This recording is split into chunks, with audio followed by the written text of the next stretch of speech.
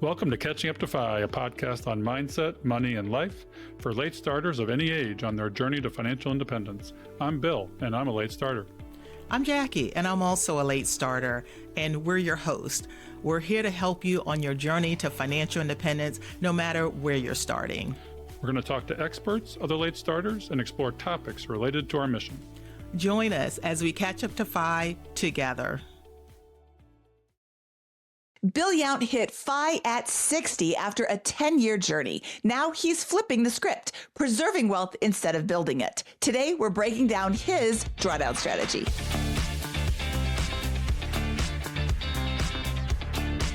Hello, and welcome to the BiggerPockets Money podcast. My name is Mindy Jensen, and with me as always is my already caught up to FI co-host, Scott Trench. Mindy, that intro was fiery. I'm so excited to have Bill on from Catching Up to FI. Once again, we are going to discuss the moment he found out he achieved financial independence.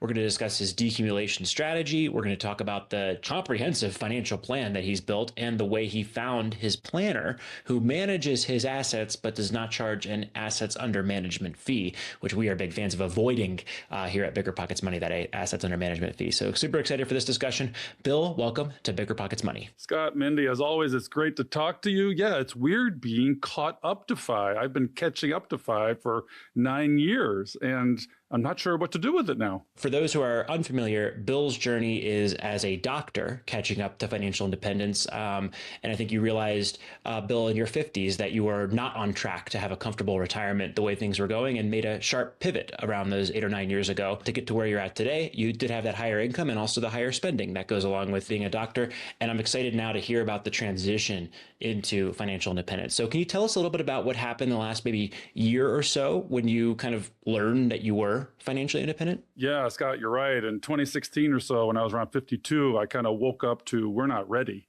And over the last 8 or 9 years, my wife and I have been working very hard to get to FI, and I didn't think it was going to come for the next 2 or 3 years. But for my 60th birthday, which was just recently, I promised myself a retirement readiness checkup with a financial advisor. Yes, I am a traitor to the DIY movement. I decided to engage with a fee-only, flat fee, advice-only planner to see, hey, where am I? Because I'm not a spreadsheet guy, and I'm not as good at drilling down on the numbers, and I wanted a second opinion on, okay, how much longer do I have to go?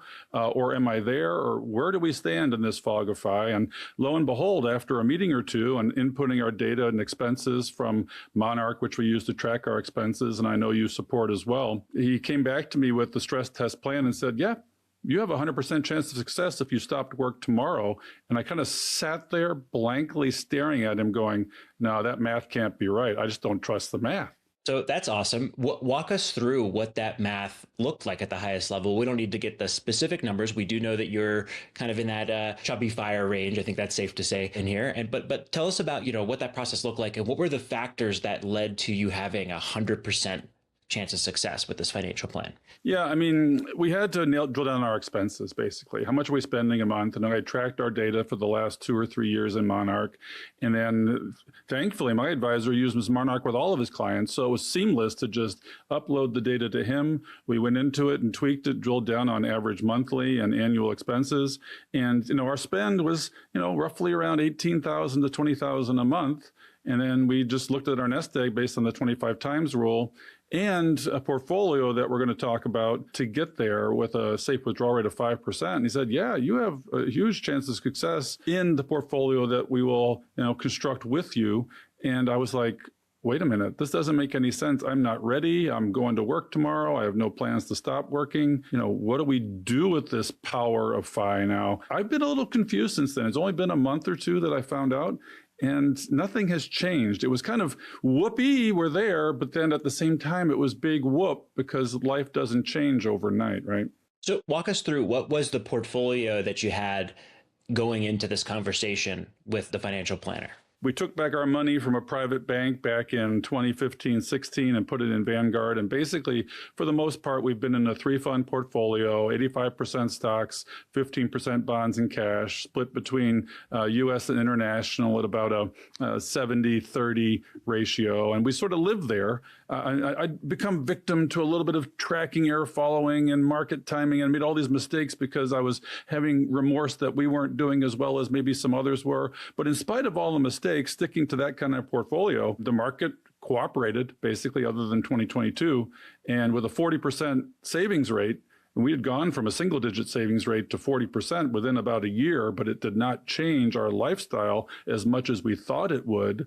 And so using that really powerful lever of a savings rate and decreasing your lifestyle and decreasing your expenses simultaneously, we got there a lot faster than I thought we would. I got to stop you right here and ask about this savings rate change. You were at a single-digit savings rate. You went up to a 40% savings rate, but it didn't change your life. So something changed. Did you cut things out that you were not really excited about, or how did that change from single to 40? A couple of things. My wife went back to full-time work, so the income did increase, which enabled a lot of it. We downsized our house, which was the big doctor house. We got into used cars and out of the leases and new cars. We did all the big rock moves that I think people as late starters should make in order to, pull both levers, reduce, lifestyle deflate, and then inflate income and use that extra income to just throw at your savings rate. And it worked great. I mean, at 40%, we got there faster than we thought we would. Nice. It's so great about those moves because there's nothing special about them. Yes, you guys earned a higher income in a general sense, but that was your baseline beforehand. The fact that you deflated, you intentionally reduced the cost of your life, and you started with the big items, housing, transportation. I presume your discretionary expenses also got under more control as part of this process, made it straightforward to go from a single digit savings rate to a very high one, and the money piles up and it works. And all of a sudden you're rich, and it's kind of like, what do I do with these new riches, and how do I actually retire and set up my portfolio? So congratulations. And it's awesome just seeing, it takes time, but seeing the power of these moves play out to freedom in your life. Well, this is our message to all those late starters out there that feel that, I got started late, I can never catch up. And it's always a good time to start. It's always a good time to catch up to FI. You'll only sleep better at night and have more financial security. So the journey is, for almost anybody, 10 to 15 years, if you can leverage a 30 to 40 to 50% savings rate or live on one income and invest all of that and throw it into predominantly equities for 10 years and then glide down to retirement. Anybody can do this. We've talked about this before when Becky was on with me, when Jackie was on with me. You can go from 50 to 60 and broke to retired in 10 years. You've just got to be very intentional about it. The formula is tried and true. We followed the formula and we got there. It's not a miracle. It's math. One of the things that I think is really interesting about your situation is you were kind enough to share your numbers with Mindy and I. We're not going to discuss the specifics of your net worth or anything like that or spending on the show here today. But we can say, I think safely, that your portfolio was not so large relative to your spending that you would be able to survive with a 100% chance with an all equity portfolio. So walk us through what your portfolio looked like before this call with the financial planner and what they're recommending or what you're going to be switching to as a result of this to achieve this 100% success rate. Yeah, I mean, I'm not saying that people should have a 100% success rate. I mean, I think honestly, 75 to 80% is what you need to work with. You are at risk of underspending at 100% success rate in these softwares, and we can talk about that too. So yeah, it may be reassuring, but actually it's reassuring in a false sense because as we know in our community, spending can be a problem. People go to Ramit Sethi to learn how to spend. Brandon Ganch and Mindy and Carl, they've all become FI, and then it's like, okay, what do I do with this FI? What do I do with this wealth, and how do I spend it? So 100% chance of success is not necessarily a success in the truest sense. The guardrails are somewhere else. Okay, if you have an 80% chance and you're monitoring your spending on an annual basis and making adjustments, because no plan is perfect and no plan, they're all false as soon as you make them. But where is that sweet spot? So yeah, it was really nice to hear that we could meet it based on our current spending, and it also brought up the concept of, okay, how do we give to future generations and our children now that we have FI and we have money more than we need? How do we help our kids grow their wealth? So a lot of questions came up when we found out we were FI. Your question, however, was what kind of portfolio do we move to? And we went from a 3-fund portfolio to a 6 to 8-fund portfolio known as a risk-parity portfolio. I actually specifically sought out an advisor that specializes in using risk-parity portfolios with his clients. And I had to use AI to find one. These are unicorns. These are a rare breed, but they do exist. And, our friend Frank Vasquez has been on your show talking about risk parity. Well, Frank would be so proud, by the way. Yes. I know. Well, he is. And I drank the Kool-Aid, not only because we went on vacation together to South Africa, but, the math works. And once you dive into it and get curious beyond 3 funds, you're like, I can still DIY it, and I only need to diversify at retirement.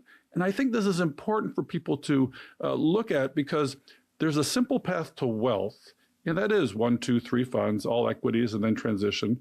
But when you get to that pivot point of 80 to 100% of your FI number, you really got to focus on the simple path to wealth preservation. Can you tolerate the volatility of a stock market crash? How do you ameliorate or limit that volatility so that you're not seeing deep and long drawdowns that could potentially cause you to have to work longer? So I was turning 60, and I was worried that if we have a 30% correction now in my current portfolio, I'm going to have to work longer. So I need to do something a little different to modulate that. Because you are catching up to FI instead of having a more steady savings rate over the course of your entire career, did you feel pressure to stay in the higher growth opportunities than to kind of diversify into the safer funds as you get closer to retirement age? Because I've heard so many different scenarios recommended, but like, oh, you shouldn't be all in 100% stocks. You should have a bond portfolio too. But 15% as you are getting closer to, traditional retirement age seems a little low based on the 4% rule, based on, traditional retirement advice in general. Did you feel like you had to be in these higher risk, higher return investments because you had started later? This mindset thing and mentality of investing is very interesting. And I'm a bit of an emotional investor. I'm not good at the discipline of math, maybe say as Scott is. And I could never be 100% equities. I just couldn't sleep well at night doing that, even as a late starter. And that is the sort of typical formula. But as a late starter at 52, I was like, I can't do 100% equities. I just can't tolerate that kind of roller coaster. So I went 80, 85, 15 for about 8-9 years. That's what I could tolerate. And bonds may be a bad word in this community, but we do need to have sort of some ballast to our portfolios where we're able to sleep at night and we're able to tolerate a 20 or 30% drawdown. And for me, that's where we sat. Everybody's different. They have a different set point. But going beyond a stock bond portfolio at the sort of pinnacle of FI, that's when I started looking at, okay, what kinds of bonds, what kind of bond funds, or what kind of alternatives do we need to add to a portfolio to have what we call uncorrelated assets that are diversified across all market seasons or weathers, meaning growth versus recession, meaning inflation versus deflation. We've been living in a low interest rate growth environment, or in one of the quadrants of market environments, for 15 years. But the weather is going to change, and we need to plan for future storms in the marketplace. And for me, risk parity was the answer to that. Risk parity talks about this theory of having a relatively large number of uncorrelated assets that are going to behave differently in different market conditions. And the golden ratio portfolio is a specific allocation using the Fibonacci sequence, the golden ratio, to apply various percentages to these asset classes. But they're all different. You can make a large number, an infinite number of permutations of this risk parity portfolio. What did you end up going with specifically in your situation? Well, I worked with my advisor because everybody has to add their own spice to these portfolios. The 4 basic rules of portfolio construction are: 1, the Holy Grail principle by Ray Dalio, where it's like you have to have uncorrelated diversified assets. And number 2, you've got to have a macro asset allocation across stocks, bonds, and alternatives. And then number 3, it has to be simple enough to manage. And people get stuck on doing simple first. Simple comes in the 3rd position because, simple path to wealth is 1, 2, or 3 funds. Well, risk parity is only 5 or 6 funds, and it's eminently manageable by an individual should they choose to. And number 4, you add your own flavor, sort of a Bruce Lee principle, like take what is useful, discard what is useless, and add a little something that's your own. And in discussion with our advisor, we came up with what I call my Optimus Prime portfolio, which is along prime number theory. And we fundamentally have 16% in U.S. large cap growth, 16% in U.S. small cap value, a 50-50 split between U.S. growth and value, 6% in international growth, and 6% in international value. So that's a total allocation of 22% growth and 22% to value across international and U.S. borders, which is about a 77%, 27% split between U.S. and international. And so the equities total 44% of the portfolio. I do throw in 1% of Bitcoin because, you know what? It's down now, and I was willing to take a little bit of a market timing flyer on that one. After that, we have 30% long-term treasuries and held in one ETF as far as recessionary insurance or ballast. And then in the alternative classes, I have 11% in a gold ETF. And that's not just market timing because gold has boomed this year and I'm not just chasing returns. And we have an episode we dropped just the other day on our podcast, Catching Up to FI, with Frank on the history of gold as an asset class, which I would encourage folks to listen to. And lastly, there's 11% in something called managed futures.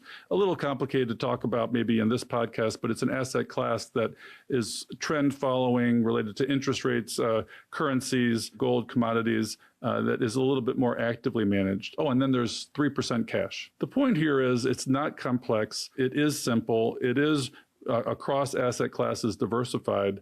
And it shouldn't be as intimidating as maybe the name risk parity is to people. We can embrace the simple path to wealth.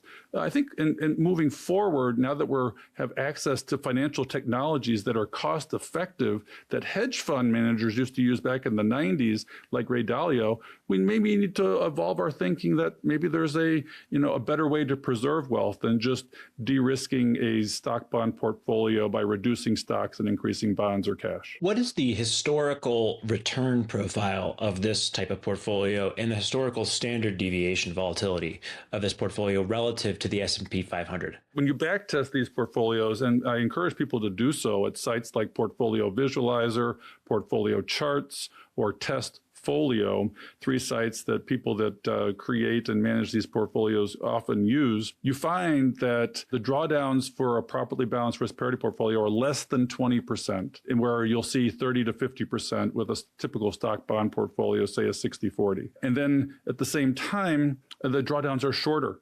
They're more like 2 years as opposed to 3 to 5 years. So, as a late starter, you can't afford to have a big, long drawdown or the lost decade of the 20-aughts. Here, you'll have a portfolio that's working in all markets. It's not going to have the big drawdowns. It's not going to have the high highs. You're not going to grow like 100% stocks would grow. But even better, you're going to gain more on the bottom end where you don't have the big losses. So the margin in which your volatility operates is narrower than the volatility of a typical stock bond portfolio. And it provides, I think, security. You won't blow the top off of things as 100% stocks would do in a big bull market, but the losses are where you're in trouble and you're mitigating your losses. If the stock market is going to return 10 to 11% nominally over a very long period of time, maybe 7 or 8% in real terms, would I expect something closer to like 6 or 7% in terms of growth from this portfolio, but with much less volatility? Or how do you think about comparing the growth prospects of the two?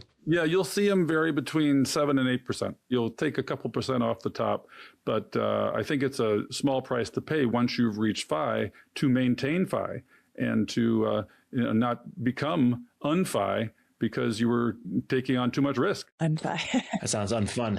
Okay, Bill, Scott and I have been very recently talking about the order of operations on the decumulation side. I'm wondering if your financial planner gave you any guidance as to which accounts you should be pulling from first, because looking at your account balances, it looks like you have a traditional 401k, you have Roth IRAs, you have HSAs, and you have taxable brokerage accounts to be pulling from. Like, where did they suggest you pull from? In what order? It's going to be the taxable brokerages first using long-term capital gains, and then it'll be your traditional IRAs or 401k second, and then your Roth accounts. But you're looking at your portfolio in toto, in whole, and I don't have, the same asset allocation in each account. Actually, we're holding the bonds and the gold and the managed futures in the traditional accounts. So they're going to grow more slowly, and you want to grow your Roth accounts and your taxable brokerages more quickly. That's where your growth assets go, and your more stable, secure, insurance-based assets are typically in your pre-tax accounts. What's in your HSA? And the HSA is all small cap value. Okay. I would imagine that compared to somebody who was not catching up to FI, wasn't, a late starter, as I think you describe yourself on the journey to retirement here, you have a much lower relative balance of your wealth in a 401k or tax deferred account than a counterpart who maybe was contributing and maxing out their 401k for their entire working career. Is that true, first of all? Actually, as far as percentages go of our total net worth about 60% is in pre-tax, actually. Okay, so I'm dead wrong on that front. The reason that is because as we were independent contractors that had 1099 income and were able to use solo 401ks. And so, for example, this year with super catch-ups in the 60 to 63 range, I can put $81,250 in my solo 401k.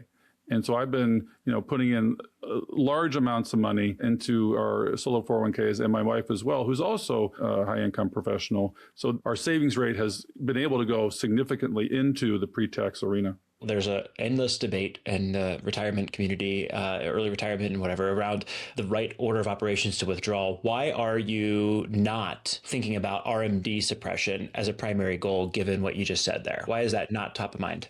Well, I read Cody and Sean's tax book. I mean, the tax bomb is not as big of a nightmare as we think it is. We actually did tax projections through using Right Capital, the software that my financial advisor uses. And my taxes are going to drop dramatically in retirement into, the sub $20,000 range from over $100,000 range of taxes. So it's not as big of a deal as you think it is. You've got to model it out, and you can do that. And I encouraged all DIYers to actually double check their plans with the appropriate financial advisor so that they know where their blind spots are, if they're right, if they're wrong, before you pull the plug. It's been a really powerful tool for us to have done this. And then we learned that taxes weren't going to be that big of a deal when we modeled it out as we thought. And then when you put your lower growing assets in your pre-retirement, then they won't balloon to those numbers necessarily that where RMDs become more of a problem. And you put your higher growth in your tax optimized accounts. Love it. I did not realize you were able to use the solo 401k, which is super powerful. And we don't get to talk about it enough here on BiggerPockets Money, but it is something that actually we started using this year with my wife. And it's like, whoa, you can put a lot in here and defer taxes in an incredible way. Yeah. I mean, Sean wrote the book on that one too. I think he has a book on the solo 401k. So I would encourage folks to go read that if they have the ability to use a 401k. Yeah, you have to have self-employment income, and you can't put more away than you made in your self-employment income. But if you have the ability to, it is a powerful wealth generator. If we couldn't have done that, then it would have gone into taxable. I mean, that's just where it would have had to have gone. So, Bill, you have reached financial independence. Are you going to keep working? That's actually the question now.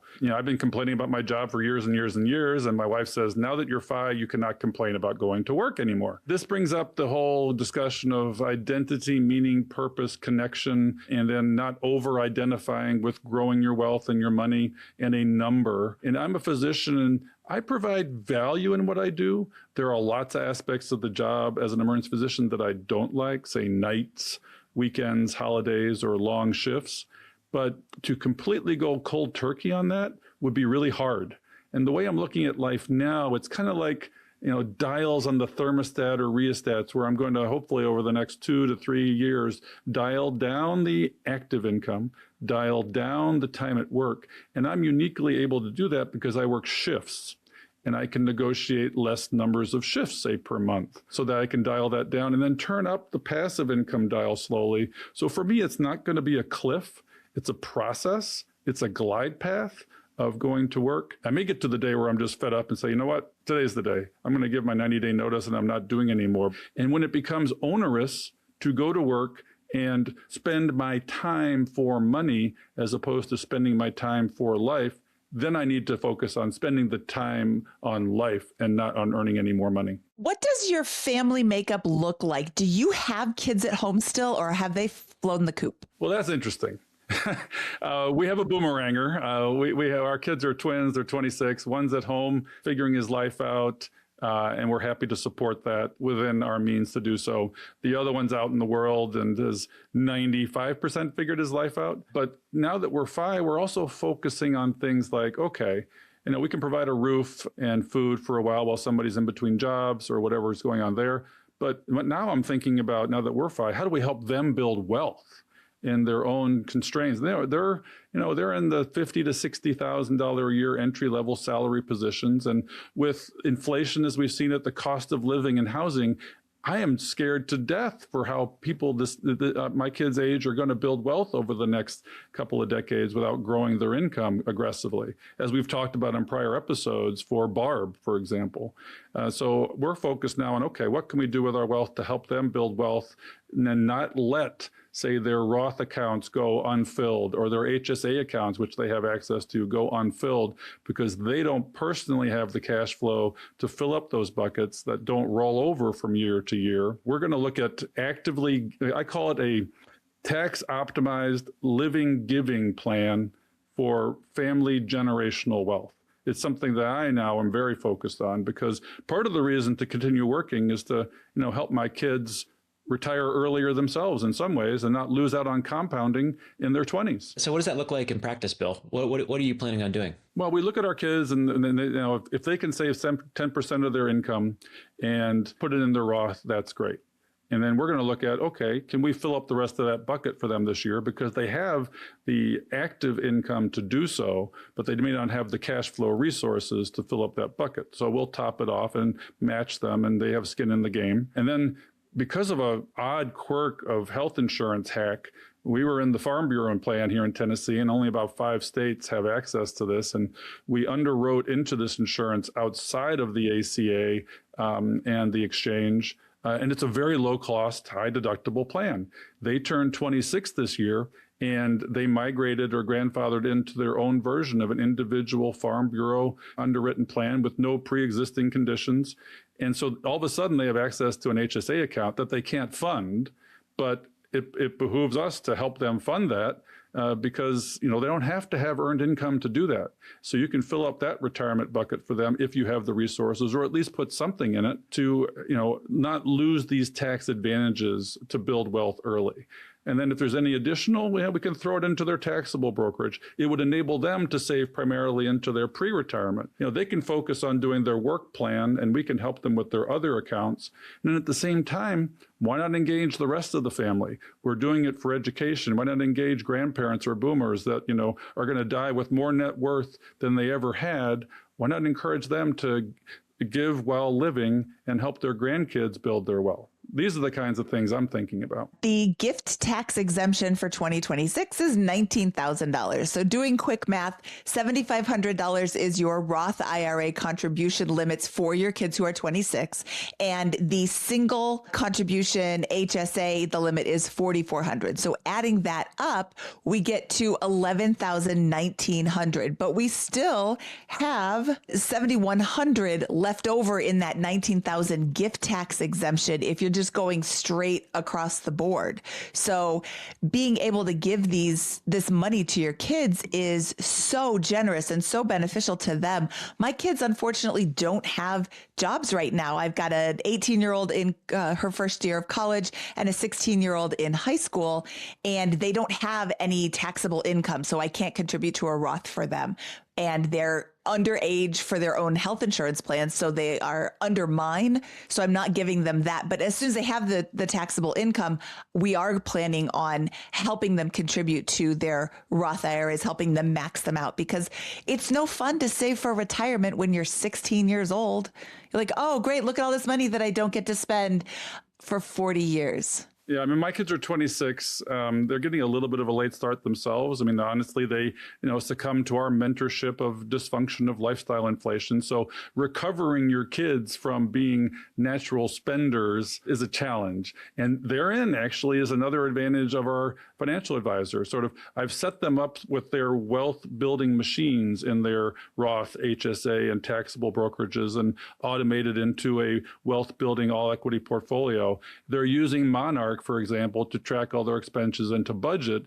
And then one of the requirements is after about 3-4 months of doing this, we're going to pay for them to sit down with our advisor and have him go through it and have in an unemotional, disconnected way that isn't the parent lecturing to their kids. They're going to hear, oh, okay, yeah, my dad did set me up okay, but I can do this and this and this, and here I can do this with my spending. Okay, I get it. So the light bulbs will hopefully go off, but in more of a proactive educational way where you leverage the advisor as your ally in your kid's own financial literacy journey. So when you think about your retirement spending, do you plan on annual gifts to your adult children as part of that retirement spending? And do you consider that flexible or fixed spending in the way that you are planning out your retirement? Very good question. And this is something I think everybody should do and should be considering as part of their retirement spending budget plan. For us, the way I've decided to do it is, should monies be available at a financial review at the last part of the year, we will lump sum whatever amount we feel comfortable and appropriate in January of that year for their Roth or HSA. Pre-planning also for what they're contributing that year. And then we can top it off at the end of the year. It won't be dollar cost averaged in. I'm looking at it as a lump sum. Yes, we have it. The market's done well. We're doing well. Our plan's on track. This works in stress testing the plan because this is a flexible portion. If we need to protect ourselves, then the giving may go away. That may be a buffer, so to speak, in the spending. We use sort of a 3-1-1 plan for the 5% withdrawal rate. 3% of it is sort of the keep the lights on expenses. That's your fixed. 1% of it ends up being kind of your comfort expenses, travel, et cetera. And 1% of your safe withdrawal rate is your luxury expenses. The giving falls into that category, for example, in addition to sort of over the top first class seats type travel. And for our 3-1-1 rule, we're actually only about 50%, not 60% of our monthly budget is met. So we're well under that 3% needed for keep the lights on. So we have more flexibility there. But when you're building these plans, you have to think about, okay, do I want to help them with a down payment on a house? And when is that going to occur? Do I want to help them with a wedding as a bolus lumpy expense? When is that going to occur? Do I need a new roof? And will that potentially occur in the future? So there's your monthly expenses, but then there are those variable big expenses that you kind of have to lock into the retirement expense plan so that okay, I can meet that expense or I can pull that away if I can't meet it. It was funny because I had to kind of imagine, all right, so when will my son, who's dating this woman for a year now, potentially get married? Well, we would need to have this many $1,000s to contribute to a wedding in 4 years. So I'm going to guess that he's going to get married in 4 years. My other son, not in any relationship. Well, maybe he'll get married in 10 years. So we need this sum in 10 years. And then we inflate it in today's dollars to that day. It's kind of fun to imagine, okay, I need a new roof in 10, 15 years. So I need, that kind of bolus in that time. Future planning for expenses is very different than sort of planning for current monthly annual expenses because there are things that come up that you may not have planned for. Is your house paid off? It is paid off. Do you consider that in part of your retirement projection planning, tapping into the wealth in the home at any point in your retirement journey, or is that excluded from this analysis? It's excluded. It's all nest egg based and not net worth based. The way I would look at the equity in the home is catastrophically, it could be a reverse mortgage for long-term care for one spouse should one spouse predecease. So the house does play into that in a sort of emergency long-term care insurance, but we're self-insuring for long-term care, and that's built into the plan. How are you thinking about when to take Social Security, and is there any kind of dynamism to that decision given how other parts of your portfolio move over the next couple of years? That's a great question, and that was part of the plan we put together with our advisor. And it's based on a matrix that you get basically from using opensocialsecurity.com, Mike Piper's website, and it'll take the ages 62 through 70 for your spouse, and I'm married, and for me, 62 through 70, and it'll give you sort of optimal times to take Social Security and what you will get for that. I mean, mathematically optimal is for us to take it both at 70, right? You get the longevity insurance of a, basically lifetime inflation adjusted annuity of maximum Social Security payments. Only about 10% of the US population actually waits till 70. The majority are taking it much earlier. Our full retirement age is 67. And it depends on your health. My wife has had significant health concerns, and if you think your longevity is at all affected, then taking it earlier may make complete sense. There's sort of, life experiences of needing and wanting to take Social Security, and then I think we get too caught up sometimes in optimizing it to the nth degree mathematically. I mean, it makes sense for, say, the higher earning spouse like myself to wait till 70 so you have a great, robust spousal benefit. But if you're financially independent, is that really necessary? Heck, I even know somebody that didn't put Social Security into their plan, and now they're like, okay, it's going to be there, but I'm going to take it at 62 and invest it for a legacy plan for my kids. I'll just take it and then just put it in 100% equities because I'm investing it for the next generation over this time because I don't need it. So there's many ways to look at it. Not that I recommend investing your Social Security check, but there are some people that are FIRE that don't need it and can think of creative ways to use it. Can you tell us about how you selected this guy, this financial planner, and why you went with, it sounds like a flat fee or advice, in this case, advice only. They're not managing your investments, I imagine, in this scenario, rather than some other model. Well, actually, I used AI, believe it or not, because I did a very specific prompt looking for a flat fee, advice only, but a planner that specifically specialized in risk parity portfolio construction and management. And this is a good topic of conversation because I am now pro advisor. But you've got to do a very deep dive for the one that meets your financial, emotional, personal, and life planning goal needs. I found one, Brian Minogue of Cardinal Financial, that is a unicorn. There's only a handful that came up on the search for risk parity portfolio-based advisors. And we are going to let him manage our investments for several reasons. One, I'm not interested in managing our investments. I don't have the bandwidth. I would rather focus on life rather than the money. Number two, my wife has absolutely no interest in money. She just wants it to show up in the checking account when she wants to spend it. And so she has no real acumen to manage or self-manage our money. So I need somebody to ensure that if I predecease her, it's a seamless transition for her. Number three, cognitive decline. I make mistakes. I need somebody looking over my shoulder to make sure that I don't make a mistake with big dollar amounts. It's a sleep factor. I'm offloading this stuff at this point, and I welcome it. And the good news here is you don't have to spend as much as you think for the value of an advisor. I found an advisor that is flat fee, $8,400 a year, $700 a month for comprehensive financial planning and investment management. That is cheap. If you go search the flat fee advisor arena, it's going to be between $10,000 and $20,000 depending on complexity fees, and that's in an AUM advisor at a $4 or $5 million portfolio, that's $40,000 or $50,000 a year. So say I have, for example, a $5 million portfolio. My cost of an advisor on the typical model would be $50,000 a year. Well, I'm paying $8,000 a year. You can find these things out there, and there's huge advantages to doing this. So I don't want people to swear off, oh, the advisor space is horrible. And you can find these people. You just really got to search hard. Thank you for sharing that. It's a really important issue today. And I think that a lot of people are going to be like, hey, I'm starting to get, these numbers are pretty big here, and I'm like pretty good at money, but not so good that I'm feeling like I don't want a real expert to kind of look at this. So thanks for sharing that and how you found this person. I'll give you an example here.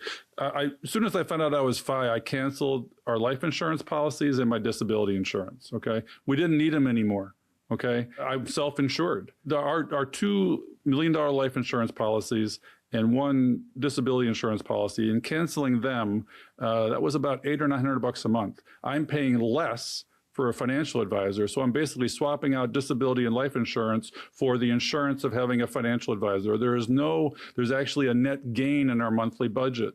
So if you look at it that way, it might make more sense. I love how you broke down those fees, because in our community, we are primarily DIY people when it comes to our financial position.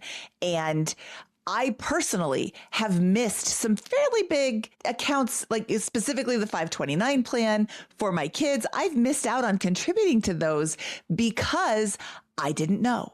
And you don't know what you don't know. So having somebody be able to look at your entire financial situation, compare that with your goals, and say, here's what I think you should do, it can be so beneficial. I mean, that definitely would have covered the $8,400 that I would have paid if I had done it.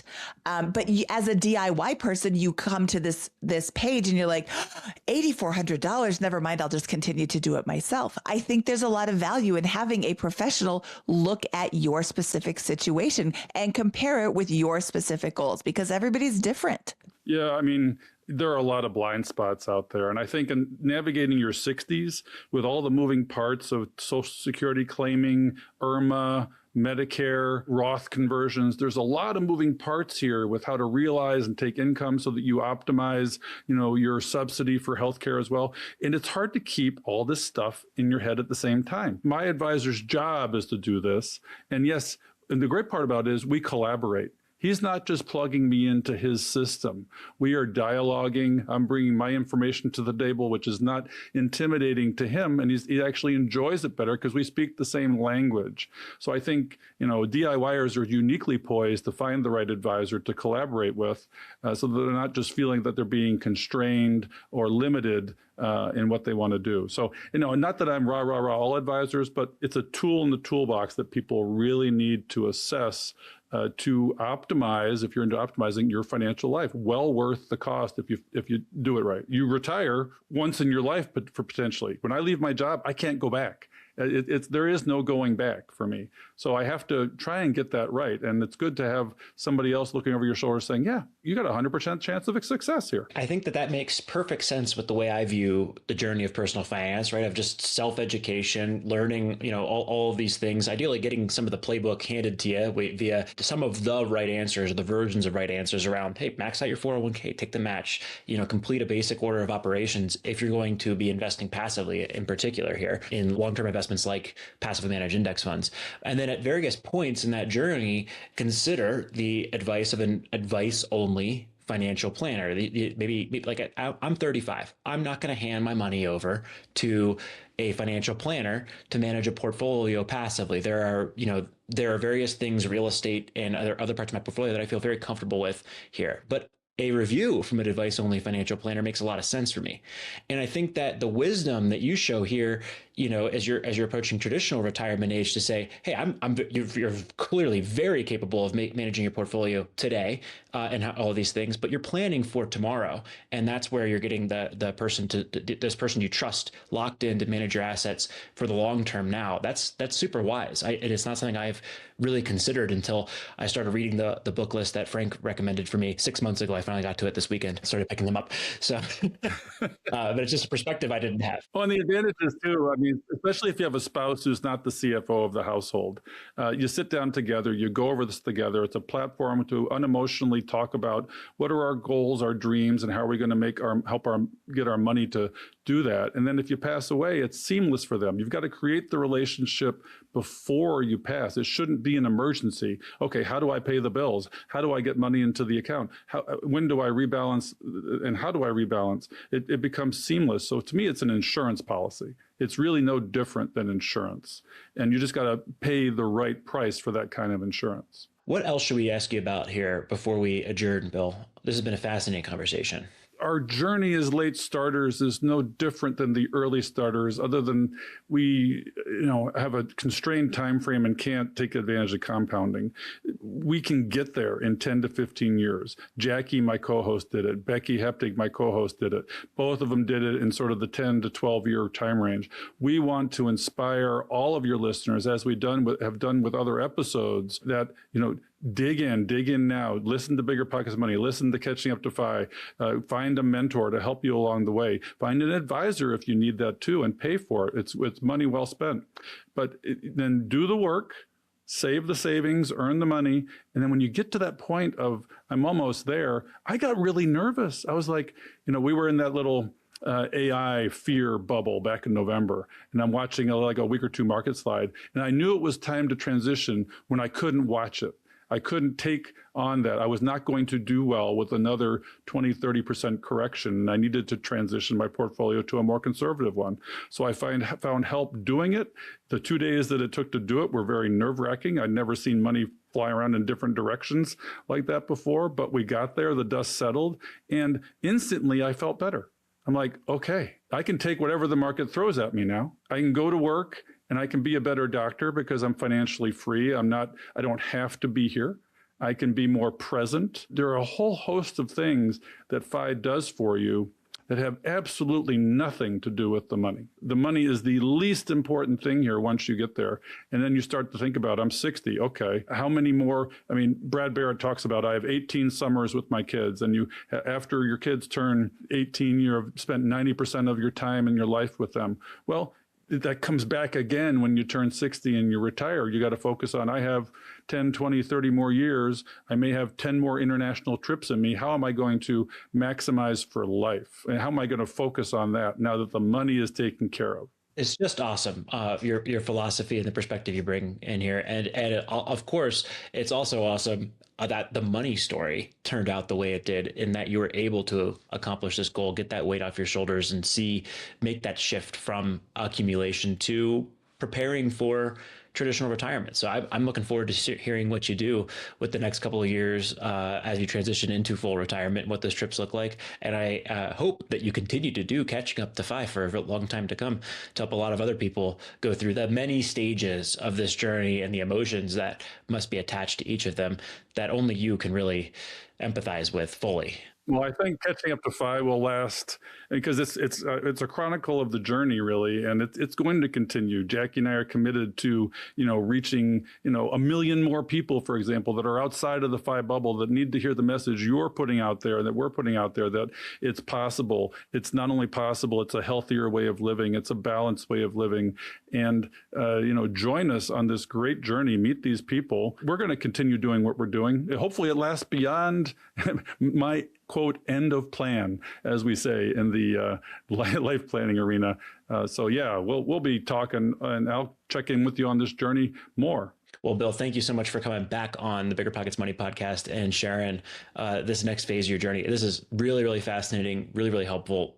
Thank you. Yeah, it's a very exciting time of life. Thanks for having me, Scott and Mindy. Bill, thank you for sharing your caught up to FI journey, because I think it's really important to check back in with our guests and see how far they've progressed. And the fact that you did reach FI, I'm really, really curious to see how much longer you're actually going to be working and what that looks like. All right, Bill, thank you again for your time, and we will talk to you soon. All right, Scott, that was Bill Yount, host of the Catching Up to FI podcast, and I am so excited about his story. Yay, Bill, you made it to FI. Woo! Yeah. Congratulations, Bill. Thank you so much for coming on the show. And I loved everything about this episode. There's the pride, I think, in the hustle that translated to financial success and enabling him to reach his target. I don't even know what to describe it. The household leadership. He's growing his wealth, supporting his retirement with a huge success rate, earning a high income, and setting his kids up for financial success going forward, and looking at the ways to begin those transfers to the next generation.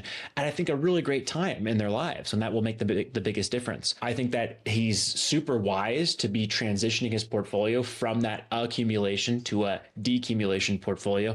This is a drum I keep beating and will not stop here at BiggerPockets Money. I think that too many people think that they're financially independent, but if the market were to drop, they would be, they're all in stocks, and that's not what any research around retirement early or otherwise support. So I'm super excited that he's made that transition.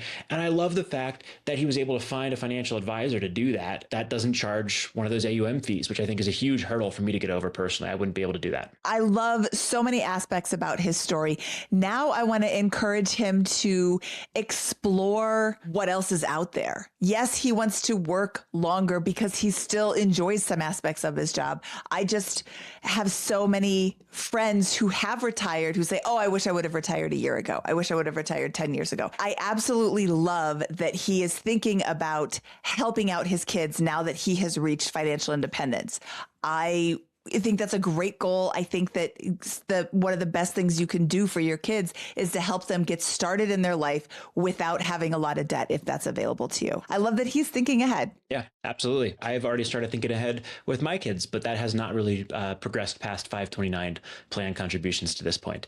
So I'll have to get more advanced on that over time. And if anybody has any suggestions, let me know. I think there's a philosophical and then a decision to make about how and when to transfer wealth to the next generation. And then the optimization of that philosophy in a practical sense. And I don't think I'm there yet in the philosophy, much less the optimization in a practical sense. I've often thought that maybe I could just put money into an account for them without telling them. The gift tax is $19,000 for 2026. Your kids are significantly younger, Scott, so you could even tell them, then they wouldn't really understand what it meant. But you could just say, hey, Katie, I'm putting $19,000 away for you. And she'll be like, okay, thanks, Dad. Or maybe not. Maybe she'll be like, hey, let's play dolls. Then every year you're putting this money away. You're putting it into an after-tax brokerage account for them, maybe. I haven't thought this through clearly, but that's a way to set up your kids. I'm contributed heavily to 529 plans, and we are well on pace to fund college education. So that's where I'm at now. And otherwise, generally speaking, building wealth that would, at least for now, in theory, pass to them. In the meantime, their shoe collection is not going to produce a very good ROI, but produces a very high smile ROI. All right, Scott, should we get out of here? Let's do it. That wraps up this episode of the BiggerPockets Money podcast. He is Scott Trench. I am Mindy Jensen saying farewell, Belle. So, Bill, as you know, we cannot do this show without our amazing staff and the people that help us put this on. And our editor is Fritz Brizard. We love them and they keep us going. Yeah, Jackie, this show wouldn't have the quality it has without our folks, our peeps. And we'd also like to give you a few calls to action for the show. We love our community and we hope you love us back. If you would like to support the show and our mission to help late starters, you can do that at Buy Me a Coffee, which is a platform that allows you to make a donation. The link is in the show notes and on the website. Check out the show notes for resources mentioned in today's show. Also, head on over to our website at catchinguptofi.com and check out our vetted resources, partners, and affiliates for discounts and their services because we love sharing great deals. Please share the show with others and head on over to our Facebook community to help us grow. If you prefer video, head on over to YouTube and watch the show there. We hope you've enjoyed this episode of Catching Up to Fi. We would appreciate it if you could also leave us a 5-star review to help our message reach others. And while we are financial educators that love to teach, remember that our content is for general education and information purposes only. We are not providing financial, legal, or tax advice. Always do your own research or consult a professional before making important decisions. So, Jackie, we'll see our audience next time on Catching Up to Fi. Cheers.